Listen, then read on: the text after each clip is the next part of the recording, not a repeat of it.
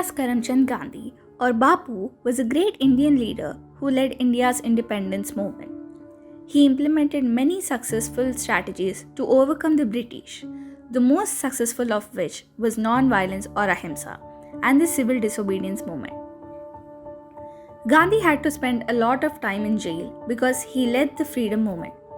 Every month he was allowed to write one letter to a person of his choice. In the month of March in 1909, he chose his son Manilal Gandhi. Though he generally wrote letters to his family members in Gujarati, this letter was written in English, and here is the letter. March 25th, 1909. My dear son, I have a right to just write one letter and also receive one letter per month. It became a question with me as to who I should write to. I thought of Mr. Rich, the editor of Indian Opinion, Mr. Pollock, and you.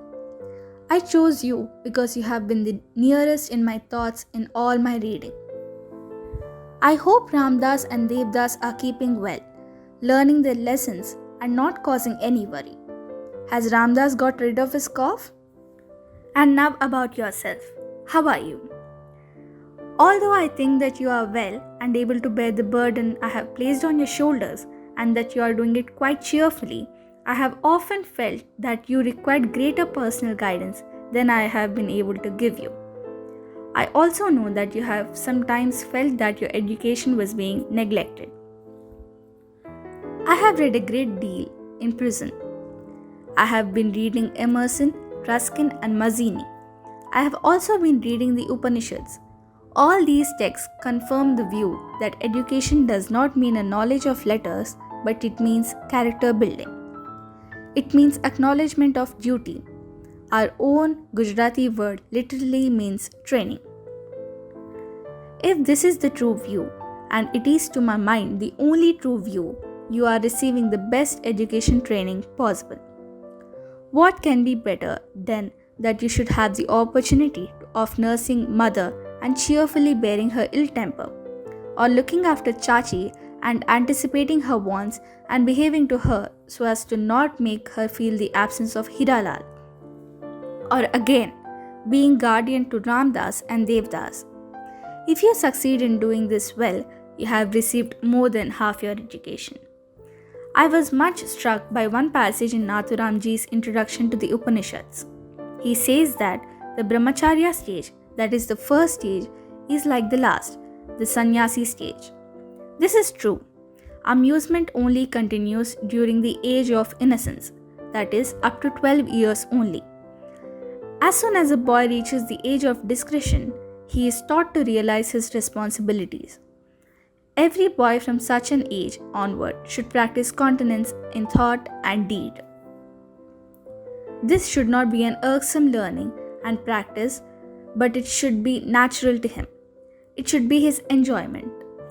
Let me tell you that when I was younger than you are, my keenest enjoyment was to nurse my father. Of amusement after I was 12, I had little or none. If you practice the three virtues, if they become part of your life, so far as I am concerned, you will have completed your education and your training. Armed with them, believe me, you will earn your bread in any part of the world, and you will have paved the way to acquire true knowledge of the soul, yourself, and God. This does not mean that you should not receive instruction in letters. That you should and you are doing. But it is a thing over which you need not fret yourself.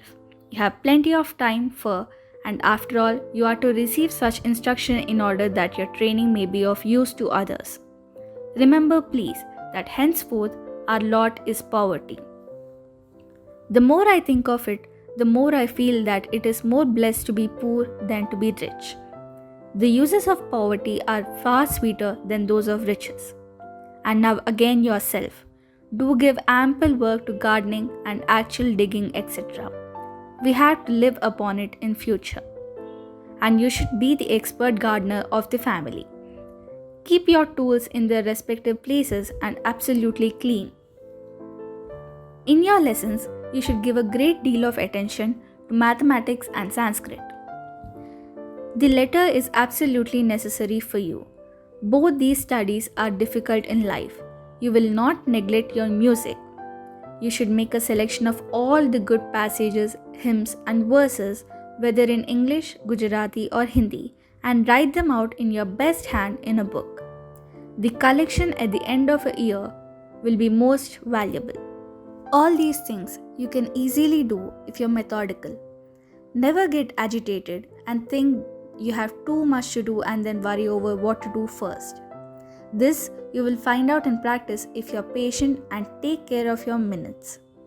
I hope you're keeping an accurate account as it should be kept of every penny spent for the household.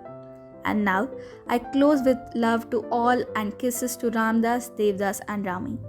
From Father.